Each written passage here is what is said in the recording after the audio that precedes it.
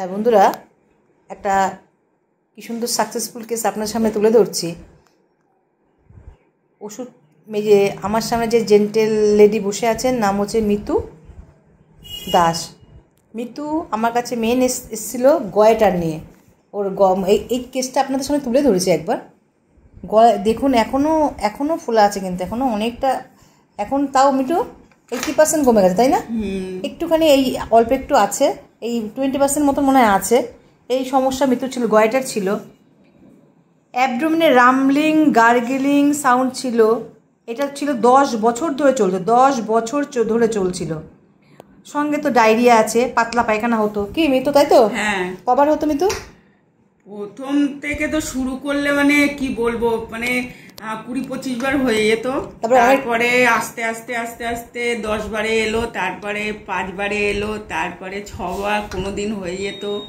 এরকম করতে করতে এখন একদম কমপ্লিট। একদম একদম। তা এই যে পেটের মধ্যে গড়গড় করে আওয়াজ হয়, পাতলা যে পায়খানা হয়, 9-10 বছর ধরে এই রোগটা নিয়ে খুব ভুগেছো। এই 3টে কারণে হতে পারে। একটা আইবিএস হতে পারে, এক আলসারেটিভ কোলাইটিস হতে পারে, আর আছে ক্রোনস ডিজিজ। 3টে কারণে হতে পারে। আর হার্টবার্ন, বুক জ্বালা করে। দুটো পায়ে বোথ লেগস ড্রয়িং পেন আছে, ছিল আর কি, এখন আর নেই। 10 বছর ধরে ছিল। কোমরে ব্যথা, হাঁটু ব্যথা। সেই পেনের ক্যারেক্টার রাত্রেবেলায় কী করতো, সেই কাপ পায়ে বা কাপ মাসের টেনে ধরার ব্যথা ছিল, টেনে ধরার ব্যথা ছিল। আর বাবুয়ে বসতে পারতাম না, মানে থাইটাই ব্যথা এত পরিমাণে হতো যে মানে উঠে দাঁড়িয়ে পড়তে হতো। আচ্ছা, পেশেন্টই বলে দিচ্ছে, আমি কিন্তু কিছু বলছি না, কিন্তু পেশেন্টকে কিন্তু আমি বলিও নি বলতে। সেই ভালো হয়ে তুমি তো অনেক জায়গায় ডাক্তার দেখিয়েছো, অনেক দেখেছি, কিন্তু কোনো কাজ হয়নি। ঠান্ডা লাগার একটা প্রবণতা ছিল, এনার্জি লস ছিল, ভার্টিগো ছিল, এই মিতুর সমস্যা ছিল। পাস্ট হিস্ট্রিতে স্কিন ডিজিজ সাপ্রেস ছিল, পক্স ছিল, টাইফয়েড হয়েছিল। আর ফ্যামিলিতে দেখেছিলাম বাবার সাইডে কিছু পাইনি। মায়ের সাইডে মায়ের আর্থ্রাইটিস আছে, মায়ের সাইডে টিউমার আছে, ক্যান্সার আছে, স্ট্রোক আছে, আর্থ্রাইটিস আছে।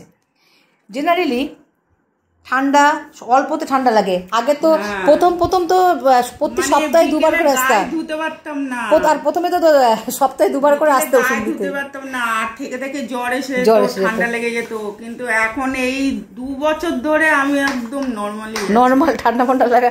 আচ্ছা, ঠান্ডা লাগা ভীষণ ছিল। তো রাত 12টার সময় স্নান করি। ওই পেশেন্ট বলছে, আমি কিন্তু বলছি না একটা কথা। 12টার সময় স্নান। আচ্ছা, অল্প ঠান্ডা লাগার প্রবণতা ছিল, হট পেশেন্ট ছিল, ঘাম সারা শরীরে দিয়েছিল, জল পিপাসা অনেক ছিল, স্যালাইভা মুখ দিয়ে পড়তো, জিভটা ময়েস্ট ছিল, স্কিনে মোলস আছে। মোলস এখন কিন্তু ওগুলো আগের দিয়ে কমেছে, অনেক ছিল, সারা মুখটুকে অনেক কমে গেছে, মোলস ছিল।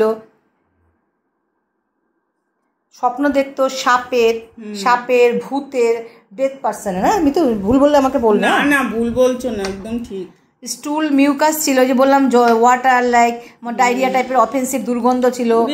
বাথরুমে গ্যাস হতো প্রচন্ড। বাথরুমে ইনসিকিউরিটি ছিল। খেতে ভালোবাসতো মাংস, ঝাল খেতে খুব ভালোবাসে, মিষ্টি খেতে খুব ভালোবাসতো, তিতো খেতে ভালোবাসতো, তারপরে গরম খাবার ভালোবাসতো। গরম খাবার এখনো ভালোবাসে, এখনো। আর অ্যাভারশন ব্রেড, রুটি খেতে অপছন্দ করতো। আর ডিসএগ্রি ফ্রাই ফুড, ফ্রাই ফুডগুলো ও অপছন্দ করতো। মানে ডিসএগ্রি মানে কি, খেতে পছন্দ করে, খেলে পেটে সহ্য হয় না, মানে ফ্রাই, হ্যাঁ, ভাজা যেমন, হ্যাঁ ওইটাই। চপ, সিঙ্গারা, তেলে ভাজা, ফাস্টফুড এগুলো খেতে ভালোবাসতো, কিন্তু খেয়ে সহ্য করতে পারতাম। ডিসএগ্রি ছিল, গ্যাস হয়ে যেত। মাইন্ড ডিস্ট্রাকটিভনেস ছিল, থ্রোয়িং থিং ছিল, মানে খুব রাগ ছিল, ভাঙচুরে যাবে জিনিসপত্র, তাই তো, প্রচন্ড রাগ ছিল। এখন একটু কমেছে, ভাঙচুর করে দিত। অন্ধকারের ভয়, ভূতের ভয়, বিদ্যুতের আওয়াজের ভয়, কুকুরের ভয়, সিম্প্যাথি, এখনো ভয় পাই আমি। Sensation someone following. এই দেখে আমি শুরু করলাম, যেহেতু ঠান্ডা লাগার ভীষণ প্রবণতা, মানে আমার কাছে প্রথম যখন আসতো 2 বছর ধরো আমার কাছে ওষুধ খাচ্ছ, প্রথম যখন আসতো সপ্তাহে 2 থেকে 3 বার আমার কাছে জ্বর মনে কমতোই না, এরকম একটা ব্যাপার ছিল। মানে সপ্তাহে মনে ঠান্ডা লেগে যেত, মানে মাসও শেষ হতো না, ঠান্ডা লেগে যেত। ঠান্ডা ও আমার কাছে কন্টিনিউ আসতো। তারপরে সেই এত ঠান্ডা লাগার প্রবণতা ছিল, আর মাংস খেতে ভীষণ ভালোবাসতো, মিষ্টি খেতে ভীষণ ভালোবাসতো, আর রাগ ভীষণ ছিল, ডিস্ট্রাকটিভনেস ছিল, কুকুরের ভয় ছিল। আমি টিউবারকুলিনাম দিয়ে আরম্ভ করলাম, 1M, 10M, 50M, যত এগুলো পোটেন্সি বাড়াচ্ছি তত মৃত্যুর ঠান্ডা লাগা ভ্যানিশ হয়ে যাচ্ছে, আর সমস্যাগুলো সব যে ব্যথা ট্যাথাগুলো কমে যাচ্ছে। এইবার কিন্তু আর সঙ্গে এই যে গয়টারটাও কিন্তু অনেক কমে গেছে, গয়টারটা অনেকটা কমে গেছে। কিন্তু যেহেতু গ্রোথ একটা আমাদের একটা কিং অফ অ্যান্টিসাইকোটিক আমার মেডিসিন আমি দেবো, নাহলে কিন্তু গ্রোথটা পুরো কমপ্লিটভাবে সারবে না। সেই হিসাবে আমি আগে ঠান্ডা লাগার প্রবণতা এগুলো দেখে আমি টিউবারকুলিনাম CM দিয়েছি। দেওয়ার পরে আমি সালফার 2টো ডোজ দেবো, দিয়ে আমি এবার থুজা কিংবা মেডো আমি সিমটম অনুযায়ী যাবো, এইভাবে প্ল্যানিং করলাম। কিন্তু ও বলছে দিদি আমার সব ঠিক আছে, কিন্তু পাতলা পায়খানায় কিন্তু আমি পাগল হয়ে যাচ্ছি, কোথাও যেতে পারছি না, সেইভাবে কিন্তু আমার ইমপ্রুভমেন্ট এখনো হয়নি। আগে যেমন 20-25 বার ছিল তার থেকে কমে গেছে, কিন্তু এখনো ওই নরমালি এসে গেছে। না সেটা না, আগে যেমন ধরো 20-25 বার সেটা নরমালি হয়েছে, কিন্তু দিদি আমার কিন্তু সেইভাবে পাতলা পায়খানাটা এখনো আমি রিলিফ পাইনি। তারপরে এই রিলিফ পাইনি যখন পেটে আমি কি দেখলাম, তাহলে একটু পায়খানার ব্যাপারটা নিয়ে একটু, ও যখন বেশি বলছে তাহলে ওটাকে ফোকাস করি। তাহলে রাম্বলিং গার্গলিং সাউন্ড দেখলাম জল পিপাসা অনেক বেশি, মুখ দিয়ে লালা পড়ে, রাগ বেশি, মিষ্টি খেতে ভালোবাসে, আর মিউকাস সিস্টুল আছে, দুর্গন্ধ আছে। এইগুলো দেখে না আমি মার্কসল শুরু করলাম, মার্কসল 1M মার্কসল দেওয়া শুরু করলাম। এই যে মার্কসল দেওয়া শুরু করলাম, 19-20 অবধি দেওয়া হয়ে গেল, কিন্তু মার্কসলে ওর সেইভাবে আমি কিছু ইমপ্রুভমেন্ট হচ্ছে না, কিছু পাচ্ছে না, কিছু পাচ্ছে না। মার্কসল 1M 6 ডোজ দিলাম, তাতেও কিছু ইমপ্রুভমেন্ট হলো না।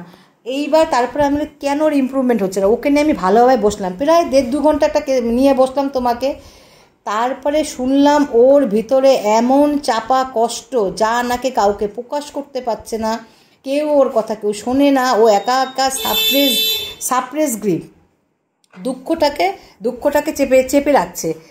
আর এই দেখে ওর মানে ফ্যামিলিতে মানে যত কষ্ট, মানে মানুষ যে এত কষ্ট পায় আমি জানতাম না, এত কষ্ট, সাপ্রেস গ্রিপ। সেই দেখে আমি কি করলাম, স্ট্যাফিসেগ্রিয়া দিলাম, স্ট্যাফিসেগ্রিয়া 1M দিলাম, 10M দিলাম। অ্যাকচুয়ালি মৃত্যুর হয়েছে ইরিটেবল বাউল সিনড্রোম হয়েছে, মানে মনের কষ্ট থেকে পাতলা পায়খানাগুলো হচ্ছে। ওর কিন্তু কোনো রোগ নেই, কোলাইটিস নেই, না ক্রোনস ডিজিজ আছে, মেন হচ্ছে ইরিটেবল বাউল সিনড্রোম থেকে, এই মনের কষ্ট থেকে পেটের পাতলা পায়খানা হচ্ছে।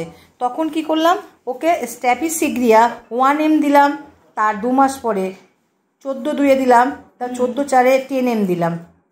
এবার বলো,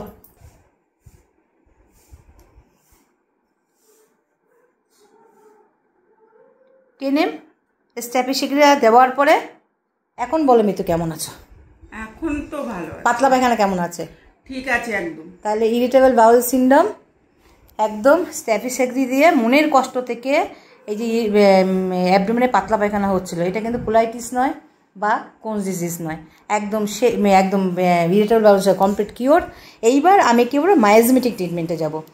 এবার কি করব, যেহেতু একটা গ্রোথ আছে, গ্রোথের ট্রিটমেন্ট কি করব, যদিও হার্ট পেশেন্ট আছে, জল পিপাসা বেশি আছে, কিন্তু সেন্সেশন সামওয়ান ফলোয়িং, হ্যাঁ, আমি এটা মেডো দেওয়া যাবে না, মেডোতে মেন্টালি সিমটম সেরকম কিছু পাইনি। মেন্টালি সিমটম যেমন উইপিং ডিসপোজিশন ওর মধ্যে নেই, ও অ্যাংজাইটি ওর খুব একটা নেই। কিন্তু আমি কি দেখব, আমি এবার মায়োজমেটিক ট্রিটমেন্টে কী ঢুকবো, থুজা দিয়ে শুরু করব। হট পেশেন্ট হোক, তাতে আমার অসুবিধা, জ্বালা পোড়া কিছু নেই। আমি কি করব, যেহেতু একটা গ্রোথ আছে, সাইকোসিস হচ্ছে, ব্যাকগ্রাউন্ড আছে, যে ফ্যামিলি হিস্ট্রিতে আর্থাইটিস আছে, টিউমার আছে, সাইকোসিস ব্যাকগ্রাউন্ড আছে, আর ওর একটা গ্রোথ আছে, সাইকোটিক আছে। আমি থুজা কেন দেব, ওর কি হয়, ওর সেন্সেশন সামওয়ান ফলোয়িং সবসময়। আমি থুজা দিয়ে এবার শুরু করলাম, থুজা দিয়ে 0/1। এইবার আমি আশা করি এই গ্রোথ যেইটুখানি আছে গয়েটারটা, আশা করি এটাও ভ্যানিশ হয়ে যাবে। 0/1, 0/2, 0/3 দিচ্ছি। এইবার আবার এই দেখে রাখুন আপনারা, আবার গয়েটারটা ইরিটেবল বাউল সিনড্রোম ভ্যানিশ, ঠান্ডা লাগার প্রবণতা ভ্যানিশ, পায়ে ব্যথা ভ্যানিশ। এখন গয়েটারটা এইটুখানি আছে, হয়তো আমি 5-6 মাস লেগে যাবে আপনাদের একদম। এই যে আপনাদের ভালো করে প্রথম ভিডিওতে আমি যখন শুরু করছি তখন তো ভিডিও শুরু করিনি, যার জন্য দেখাতে পারি, কিন্তু এখন দেখে রাখুন 6-7 মাস পরে এই গয়েটারটা যে ভ্যানিশ হবে আপনাদের সেটাও দেখিয়ে দেবো। ঠিক আছে মিতু? স্যাটিসফাই তুমি ট্রিটমেন্টে? একদম একদম ঠিক আছে, রাখলাম বন্ধুরা।